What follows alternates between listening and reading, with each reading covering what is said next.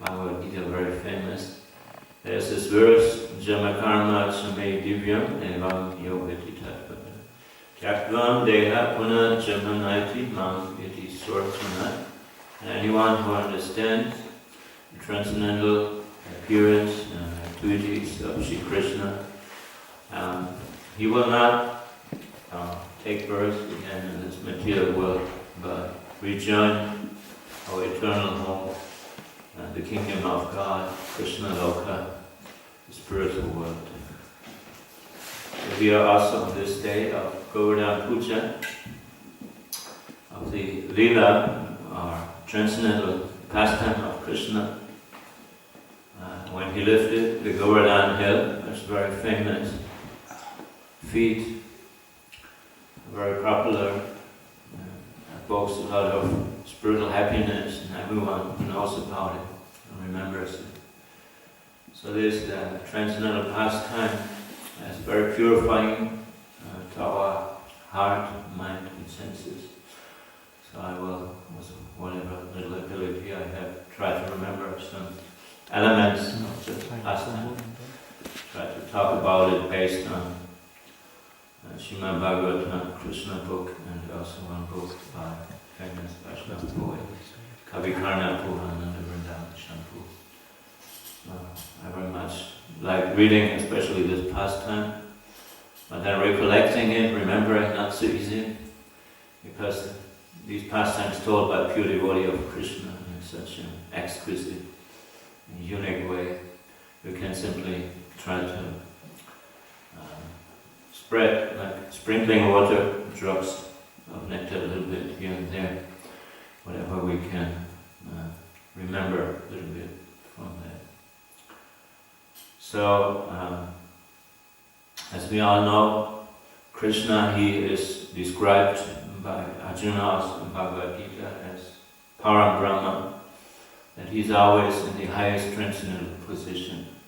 Transcendental means he's beyond all these material universes.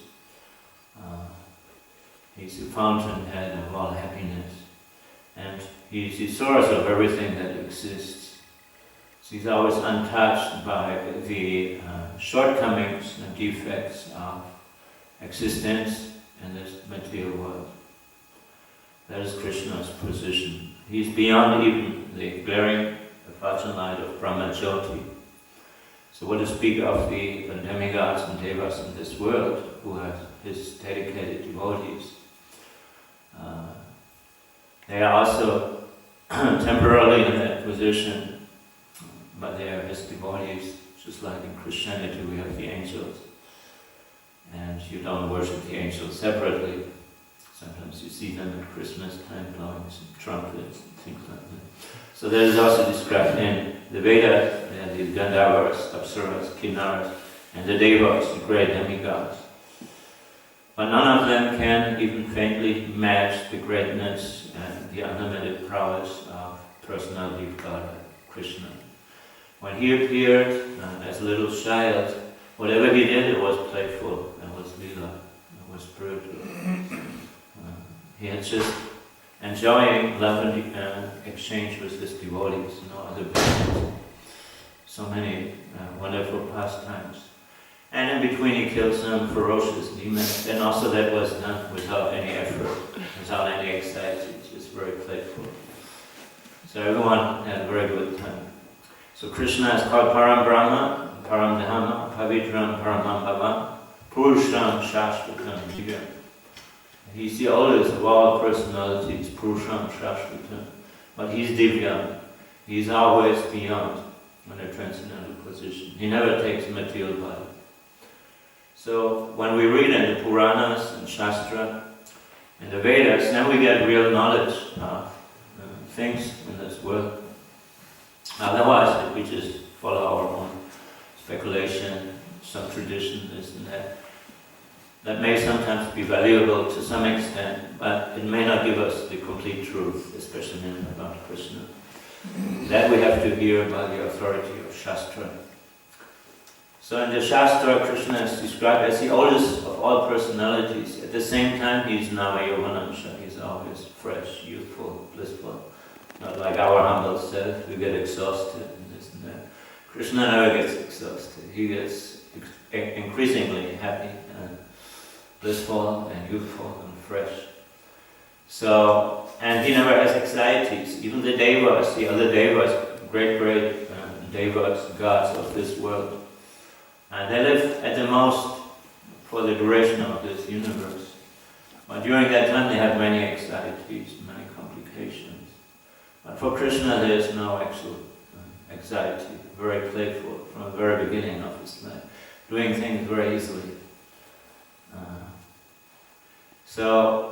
Purusham Shashvatam Divyam Adidevam Ajam Vibhum. Adideva means he is the origin of all the devas. He is the Adideva. He is the first, foremost of all devas. So wherever these different gods are worshipped, usually Bhagavad Gita is respected, but sometimes people don't carefully study this Bhagavad Gita and the Vedas. Because in every page of Bhagavad Gita practically, the supremacy of Krishna is mentioned. That he is the source of everything that exists. Aham sarvasya prabhavo mata samam pravartate. There's no truth beyond him.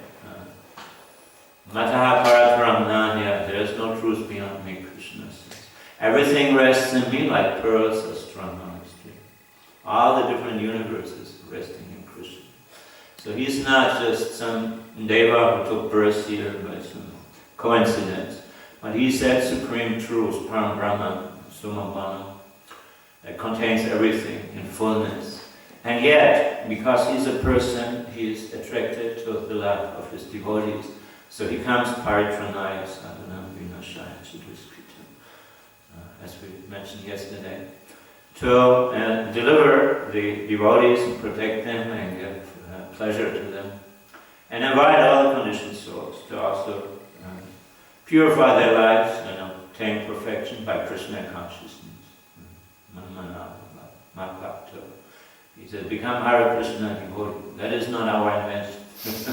Bhavaman Bhakto means become Krishna's devotee, become Hare Krishna devotee. That is the conclusion of knowledge in Bhagavad Gita. Mentioned 2 times in Bhagavad Gita.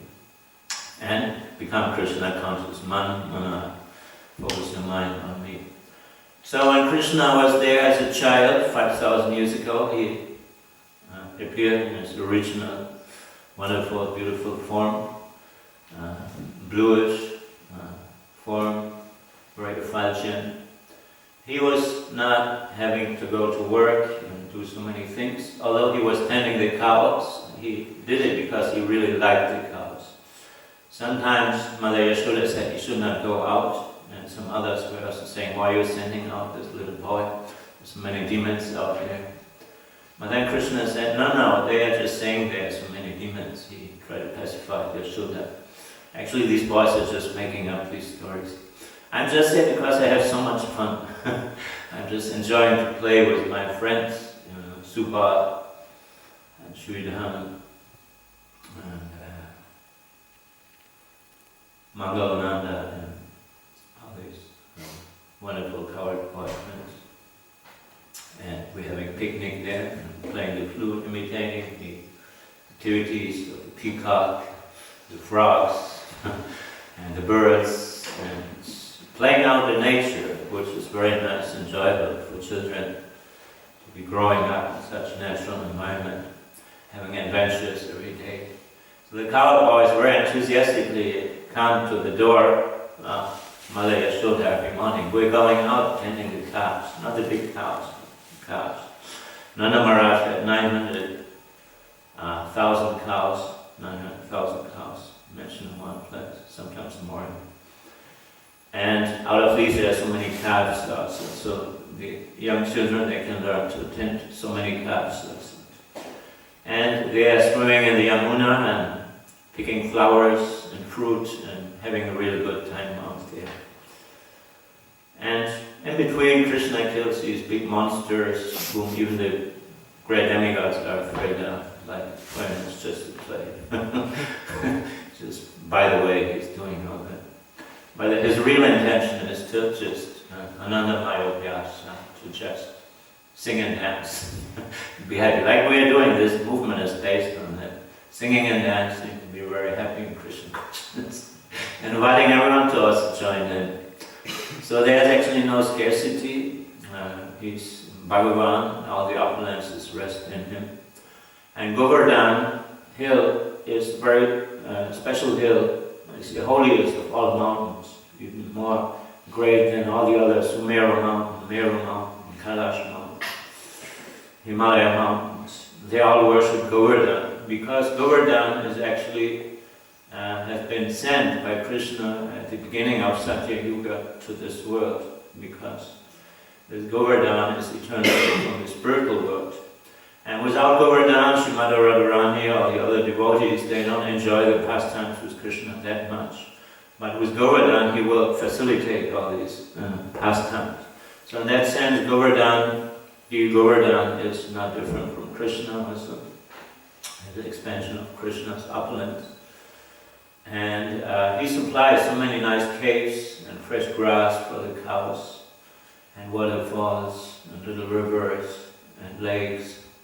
Some of these lakes, all the holy rivers are assembled, and so much nectar there. And they look very beautiful, with green foliage everywhere, and fruits and flowers, and so many places where actually Krishna can enjoy pastime with the gopis and the gopas. And when Krishna appeared 5,000 years ago, also the Yamuna River was more close to Govardhan Hill, also just like that. And so it was not very far from there. You could go there and all these places in daytime, in one day's time, travel very easily there. So the cows are there, Surabi cows, they are from the spiritual world also. And Govardhan, he is also from the spiritual world. And when he appeared in this world, all the big mountains personified came and worshipped him. So he's very, very special, dear devotee of Krishna, and any opulence that one can imagine can be supplied. Emeralds, jewels, rubies, but Chintamani also, not just mundane jewelry. Minerals, tilak also, very important. And all these different things for Krishna's pleasure. So, Krishna was playing there, and one day he observed his father, Nanda Maharaj, and the other older coward man like Upananda, brother of Nanda Maharaj. And they were running everywhere, very busy, preparing a big festival ceremony. And he came to his father and asked him, what is his meaning of this ceremony, which Deva are you trying to worship, on which Shastra is it based also. That's very important, that when we do something it should be coming from Shastra. So where's the injunctions from the Holy Scriptures and the sainted person, Sadhu, Shastra, Guru? Please tell me. You may think I'm just a little boy, I may not understand, but as much as possible maybe you can explain to me, because friends and well-wishers, they sometimes share very confidential knowledge with each other. So I will try to understand you. This way he took a very humble position. And they were all pleased. And he was asking also a few other technical questions on what you're doing, what is the goal of this activity of worship. So then Nanda Maharaj was very pleased, and Krishna was sitting down on a little piece of cloth, but Nanda Maharaj took him on his lap. Krishna was about 7 years old, and he was very happy to have Krishna with him and asking these intelligent questions. Actually, he was very surprised. Many other coward men were also there, and they were very attentive. Oh, Krishna is speaking so eloquently. Before he's mostly doing some mischief, now he's speaking in such an amazing way. And we know he's special, he's extraordinary, he draws all our love and attention. And he saved us sometimes from some demons. So we don't know who he is, but we just love him. So now he's speaking, he's our beloved child. Now it seems like he's growing up, he wants to know.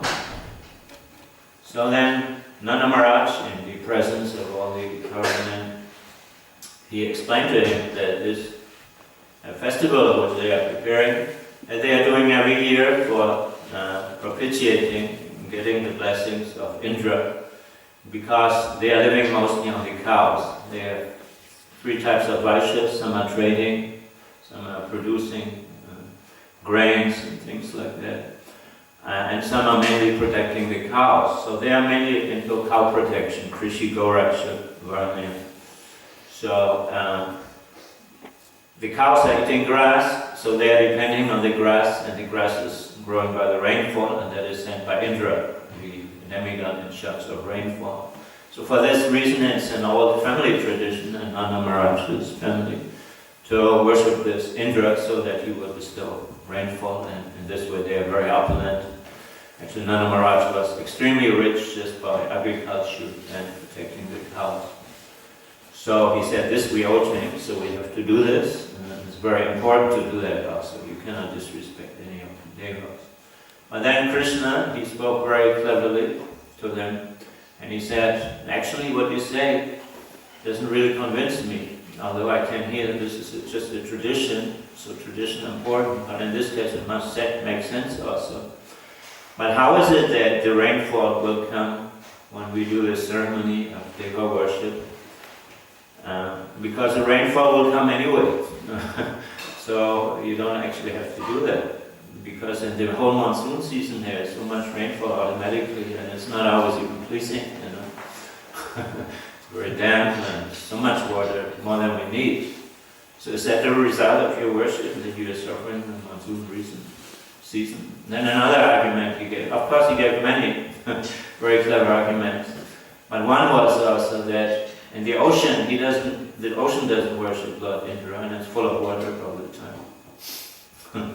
And on the mountains you find big lakes and waterfalls. There's so much water in the mountains, and they also don't worship Indra usually. So it doesn't make sense to me. You should do something that actually has a purpose. So I think that's just by your activity. Actually the devas can give some blessing, but only if you deserve it, and only to that degree that you have some pious karma accumulated. So he wanted to tease King Indra because he understood King Indra was a little proud. And he wanted to teach the devas also, because the devas were watching Krishna, and somehow they knew this Supreme Personality of Godhead. He's the Lord even of Narayana. Hey Nata Narayana, Shri Krishna Govinda Hari Murari, Hey Nata Narayana Vasudeva. He's even Lord of Narayana. And we are very afraid of Narayana, and we have to obey his order. But here it feels like a little child, so it's a little difficult to understand for us. And some of them became a little, that cannot be this little coward boy. He's dancing, but the old gopis clapping their hands and think he's dancing like a honored child. And he has a streak of Srivats in there, golden streak also from childhood. But then when they ask him about it, are you married to the goddess of fortune, to tease him? They don't take it seriously, cowards. Women are very simple. Oh, you must be married. They tell Krishna when he was 3-4 years old, you have that streak on your breast, you must be married. And Krishna said, yes, yes. They all laughing. I'm married. Well, actually he is married. The goddess of fortune always on his breast. They don't know. They don't want to know. They just laugh at him, that's all. So then, he made these points, and he said, why don't you just worship Govardhan? Because he's supplying actually the grass and whatever you need, water and so many things. He's our real well-wisher. And I assure you, he is no different from Narayan, from Supreme Lord. And we will all worship him, make very nice ceremony. He described exactly how to do it, and that is based on Shastra. And the Vedas, the glories of Govardhan are praised again and again. But where do we find that we have to do these karma kanda activities? Worshipping the demigods. Even in Bhagavad Gita, it is said that it's just for those who are ignorant, to get a little more piety. But the real thing is to worship the origin of everyone. And that is Narayan, Krishna, Vishnu. Of course, he didn't mention Krishna, he was Krishna. He talked of Vishnu, Narayan, and that is not different from Govardhan. So please do that. And of course, because they were pure devotees, they were very happy to hear that. Nanda Maharaj was very, very happy, and his mustache was going like this. It was a big smile, and He became very effulgent, and all the others say, yes, let's do it. Because Krishna likes us to do that, and it sounds very convincing, and he'll be the leader of the coward men in the future also. So, yes, we'll do a very nice festival, this is amazing. And he said, don't be afraid that you are challenging Indra. You can challenge Indra, anyone here, because Govardhan will protect you. He said, oh, this is amazing, we'll do that. So another one, pastime, adventure, Krishna's inviting. So they did a big celebration.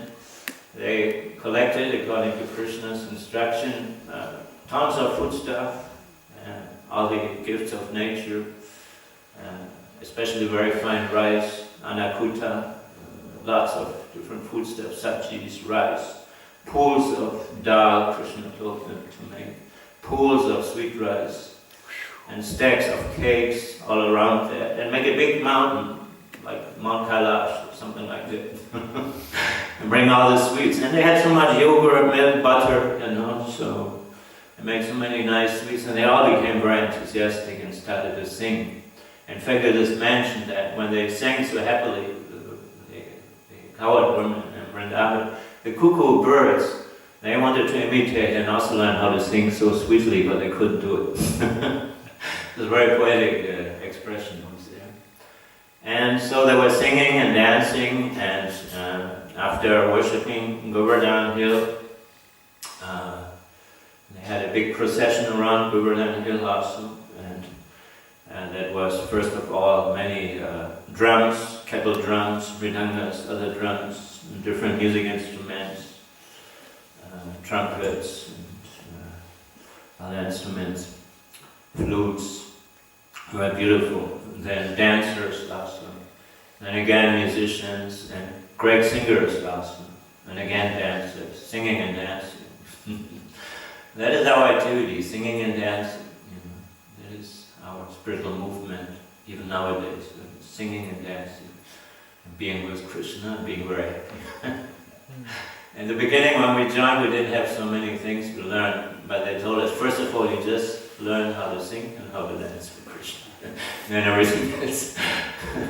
And it's a fact, this is so essential. So then after them there came all the gopis, the unmarried young gopis who were so dear to Krishna, with so much love for Krishna. They were all in love with Krishna deeply, and totally surrendered their lives to Krishna. And they were going on bullock carts, which were decorated so opulently. They look golden, more opulent than the chariots of the devas in the sky who were watching this. It was a great surprise, this great festival. And also, after this procession with the bullock carts, then there was the coward boys coming, led by Krishna. Krishna was in front, just following the gopis. Krishna and Balaram were there.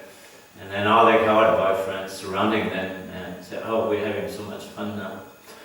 And they were also playing flutes and dancing and singing and chanting the names of Vishnu. And actually, the gopis were chanting the pastimes of Krishna while they were riding in these bullock carts all the time, the glories of Krishna. And then after Krishna and the coward boys came Nanda Maharaj with the older coward men, and so many cows also.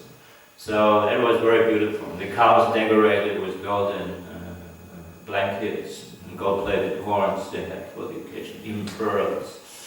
And they were very happy, and the young calves were jumping up and down because they saw their mother so opulently dressed also. Knew some special occasions there.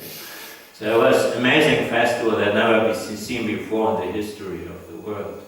And all the devas in the sky were watching with great amazement, all the rishis, dropping flowers on them.